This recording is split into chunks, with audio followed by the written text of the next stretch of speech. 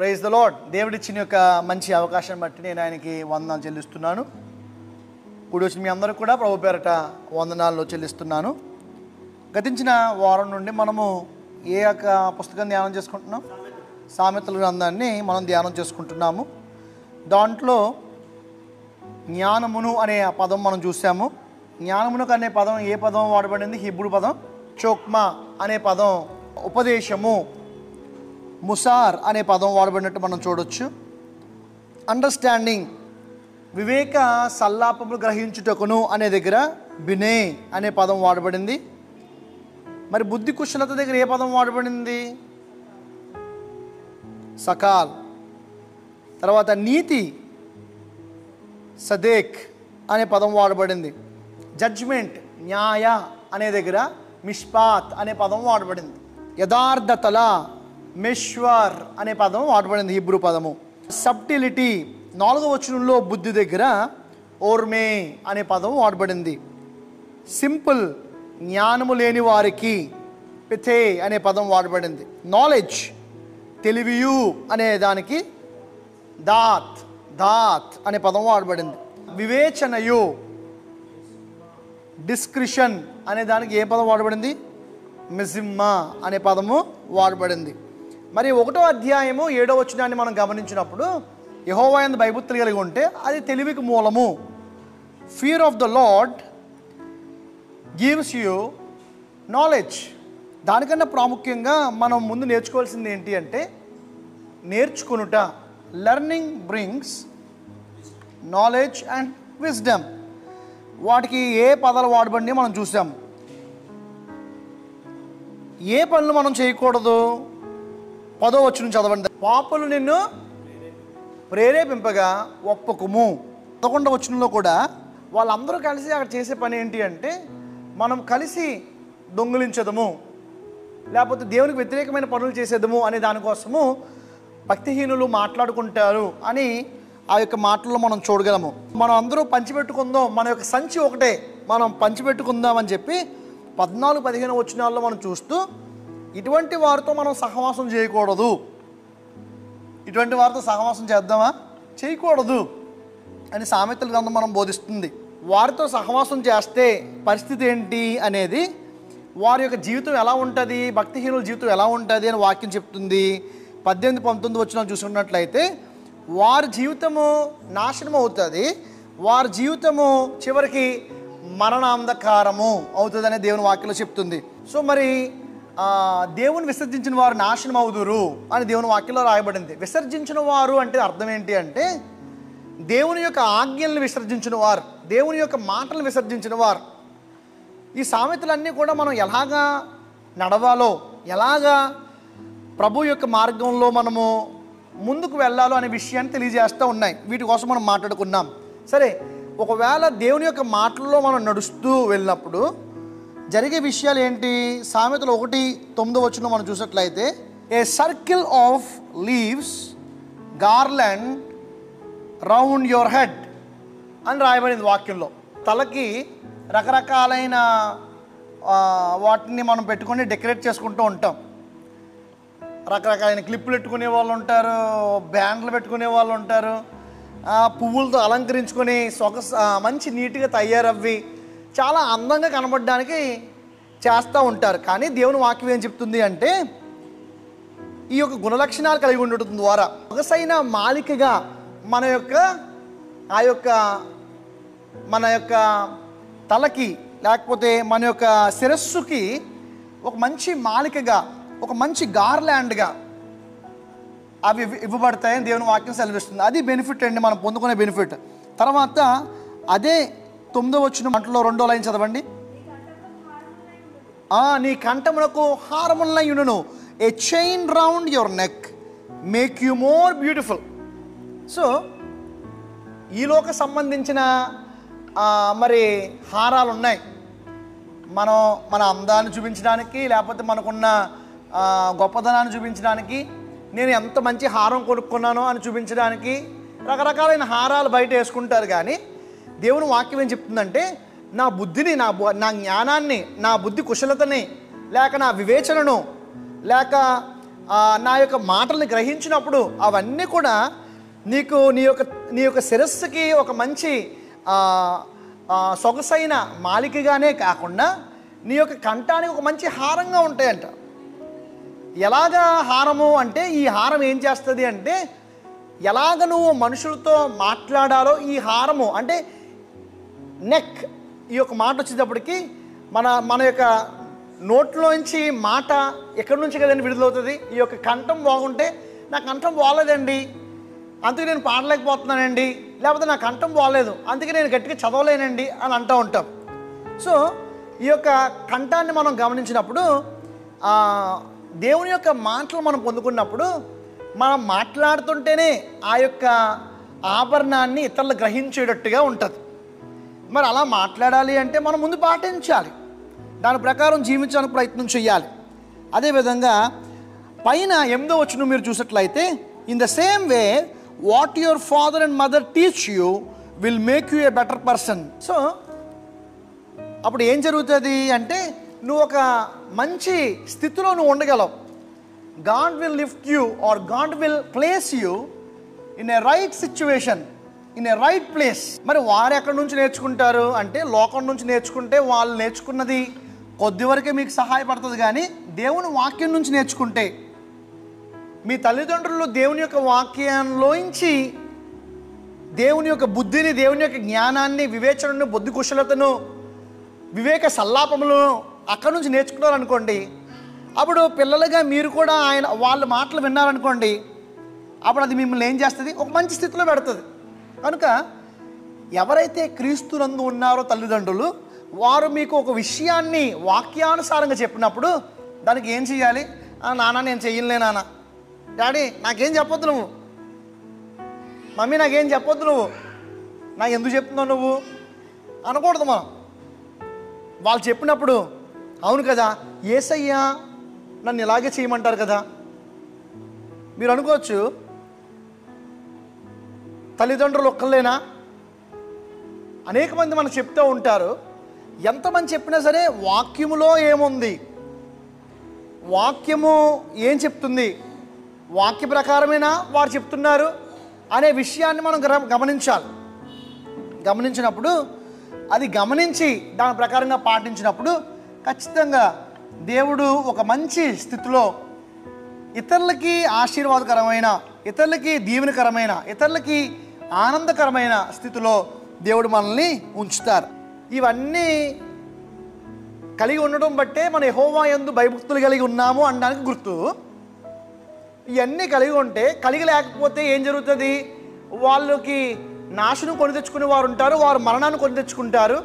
They will be destroyed, they will bring disaster upon them అని దేవుని వాక్యంలో రాయబడింది. మరి ఎవరైతే దాని ప్రకారంగా జీవిస్తారో, ఆయన ఇచ్చిన బుద్ధి వాక్యాల ప్రకారంగా, జ్ఞాన వాక్యాల ప్రకారంగా, వివేచన ప్రకారంగా జీవిస్తారో వారు ఎలా ఆస్వాదించబడతారు? మొదటిది, వారి యొక్క శిరస్సులకి అది మాలికగా, సొగసైన మాలికగా, a very beautiful garland around their heads. వారి తలలకి, వారి యొక్క శిరస్సుకి ఒక మాలికగా ఉంటుంది.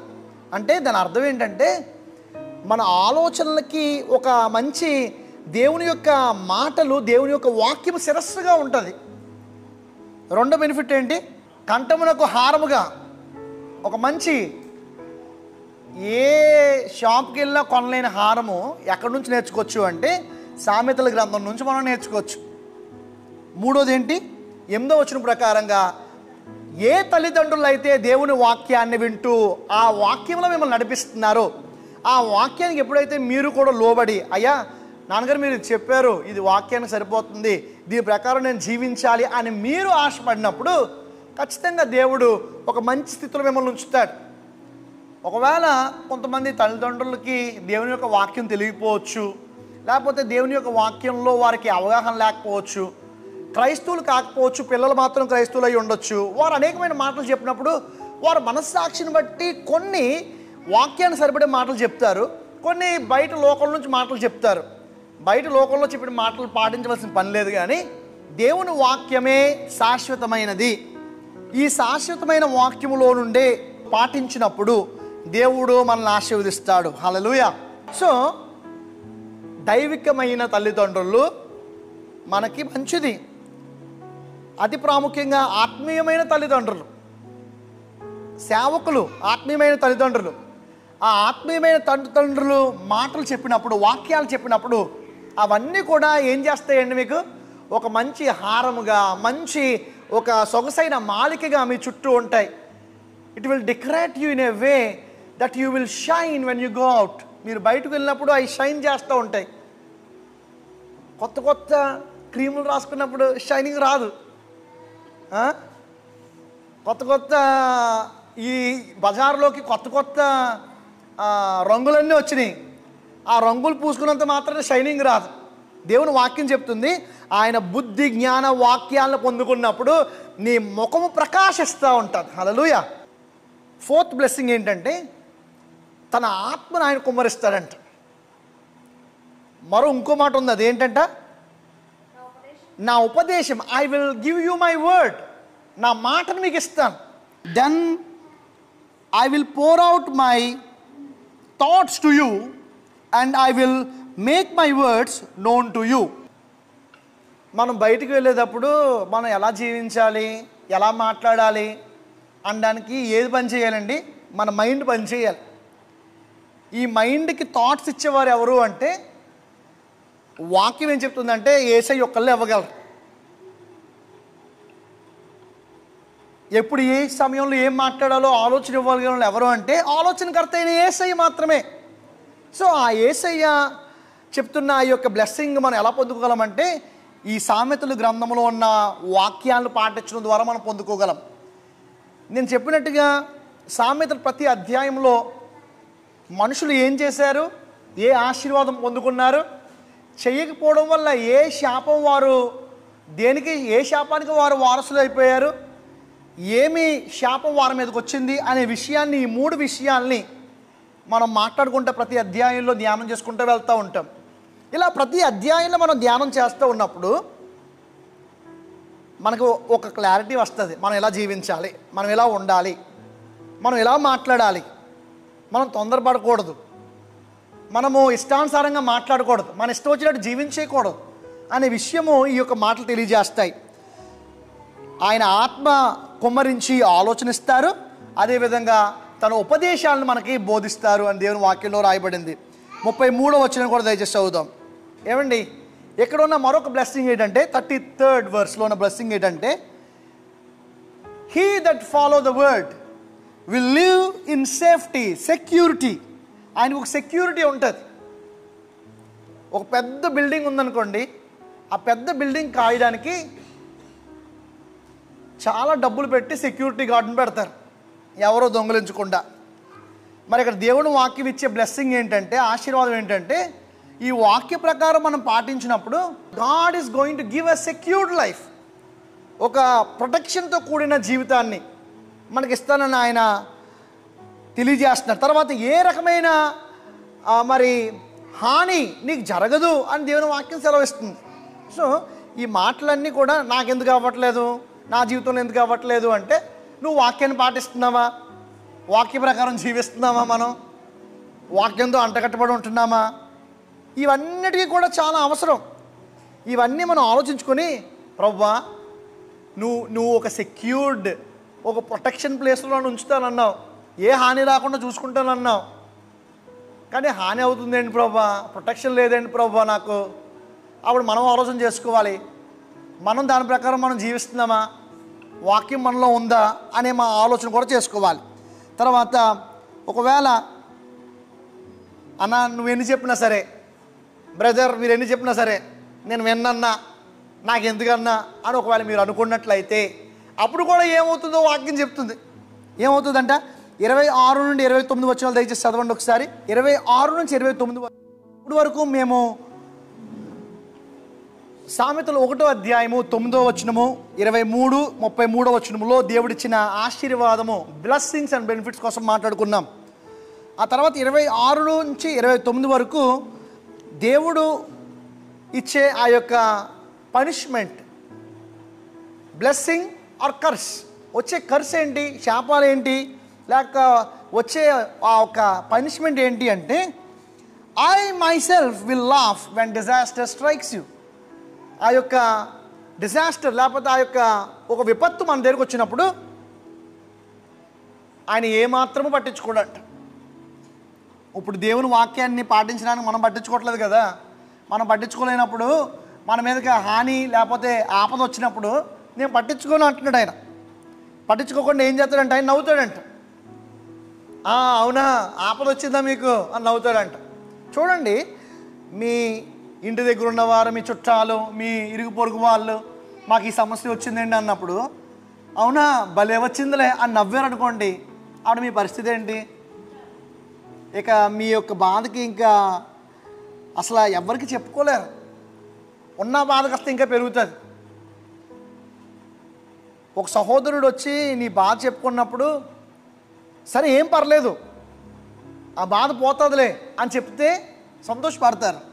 మరి ఇక్కడ దేవుడు అంటున్నాడు, నా మాటలు వినలేనప్పుడు నీకు సమస్య వచ్చినప్పుడు నేను నవ్వుతాను అంటున్నాడు దేవుడు. ఇంకెందుకంటే పనిష్మెంట్ ఏం కావాలి?